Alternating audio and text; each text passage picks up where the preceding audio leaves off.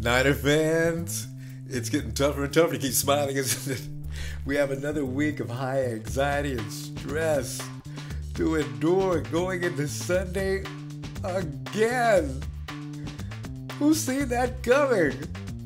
Maybe we should have seen it coming, though. I mean, I was one talking smack. I don't know if you were or not, but this is a series that is entrenched in tradition. It is a seriously deep-running rivalry. Emotions run high. And just maybe it should have been anticipated. The Rams must have been reading things being said about them on the internet, got mad, and came out and brought it to the 49ers. I have to congratulate your Rams. The Rams, they're looking to run the West. Have you noticed? They beat the Hawks. We laughed. Shouldn't have. They beat us, and now they're heading to St. Louis. Could be they beat the Cardinals this weekend, of which we will be grateful. If that happens, I tell you what, we may have underestimated a tough team. Let's go to the highlights. Right from the beginning.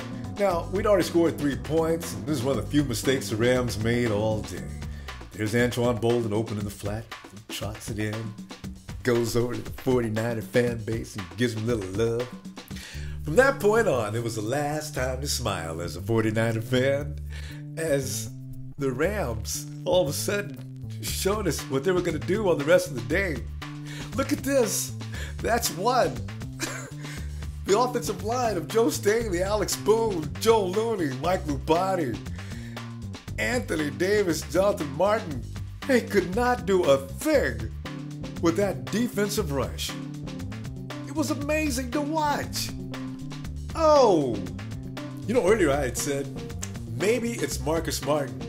But I was watching, if you watch the film closely, Marcus Martin was not doing that bad. Maybe I had thought maybe it was something to do with the continuity, or maybe they just weren't in sync. They had a week to practice on it. Maybe that's not enough. But good Lord, you can't make any stops at all. In the next play, sack number 5, Cap gets separated from the ball. Robert Quinn is all over that action. Cap is looking dazed and confused. And now, the Rams in perfect position, right? And what do that close to the goal line? They do what you're supposed to do. AD goes to Robert Britt. They trot in for the TD. That was pretty much Chris Borland's fault, as Chris Borland was actually supposed to be covering. That was his part of the zone. I'm not about to get mad at Chris Borland on this day for anything. Going toward the end of the half. There's Phil Dawson is possibly going to put us up 13-10. Does not work. Tavon Martin waiting in the back of the end zone. He thinks about stopping, but no, he's going to come out of that end zone. And there is Derrick Henry to make the sack. But was that a touchback? Did you think it was a touchback? I thought it was a touchback. The officials say that ball crossed the plane. His forward momentum carried him out. They talk it over. The play stands. And we don't get nothing. Third quarter, strange. Let's go right to the fourth quarter. This is where things really get stupid. All right, a shank from Andy Lee inside the 30-yard line. The Rams have the ball inside the 30-yard line in a 10-10 tie. We are now in trouble. You know what really made me mad?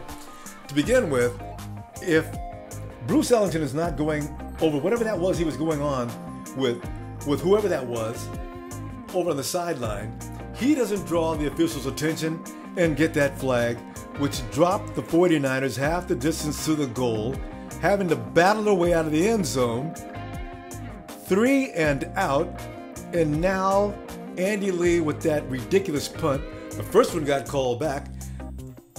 I don't want to go into that. The first one gets called back. Andy Lee actually has a second opportunity to make things right, and within the 30-yard line. And now, of course, we're in trouble. The Rams, of course, they don't get in. Good job, 49ers. Great defense. But when you think about it, it's another hat-whipping moment. Good darn, man. Bruce Ellington got it too. Oh, God.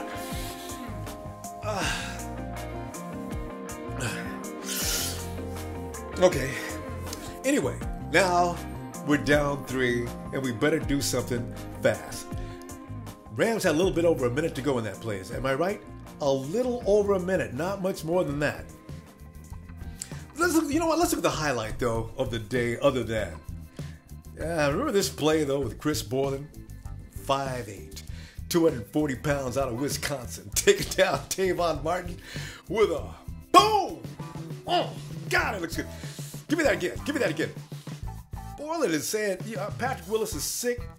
I got a chance to come in and make a statement. Where's Tavon Martin? Pick him up. 207 pounds of Tavon Martin hits the ground with an incredible impact. Remember, now, this is not legal. I don't care. I mean, it's only legal to throw a man down like that in the MMA or the WWE, but he should have got a flag on the play. We could be grateful for that. At least I am. Now, let's get back to more serious matters. We have to score. A little over a minute to go. Kaepernick, looking downfield. He's got his favorite target. Here's Michael Crabtree. Oh, saved by the PI. At that point, you're figuring, do we have a chance? Next play. Here's the thing about this play. Kaepernick makes that throw just a little further. We have a touchdown. Need not be concerned about what's going to happen next. Because if Crabtree doesn't have to dive out for that ball, where's Fat City? There's no need for the debacle that takes place next to even happen. Why? Again, just a little further of a lead. What takes place next makes absolutely no sense. We're inside the 2-yard line, and we're throwing the ball. We're throwing the ball. It misses. Greg Roman. It's another hat-whipping moment. Greg, what were you thinking, man? We don't need to throw the ball. Just give it to Frank Gore and score that touchdown. God, James, I'm fighting. Jed York. If you know Jed York, please do me this favor, do us this favor. Tell him that we need Greg Roman to leave. Does anybody have any suggestions on who could be the offensive coordinator for the remainder of the season? Because Greg Roman is going to get us. Oh, God, we had that game. All he had to do was to give it to Frank Gore and march in, right? Oh, but then we have a second chance. We have one. And what do? Instead of doing that, Greg Roman calls for the quarterback sneak behind an inexperienced Marcus Martin. If he just goes ahead and calls Gore's number, Laurinaitis does not pick up this fumble. You know, Cap, maybe he was in. It looked like it from there. He pivoted. I don't know. You couldn't tell from there who pulled it back in.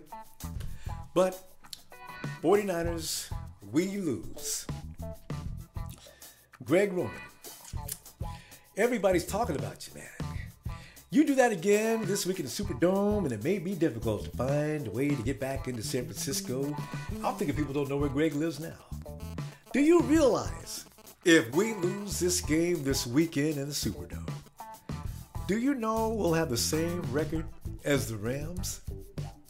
Well, provided, of course, the Rams beat the Cardinals. By the way, thank you for all those who have come in and subscribed. I enjoy your company. Give me some thoughts and feedback down below. We'll talk about next week's victory against the New Orleans Saints. Keep those positive thoughts. Whenever you write anything from now on, hashtag beat New Orleans. For that fans. Love you.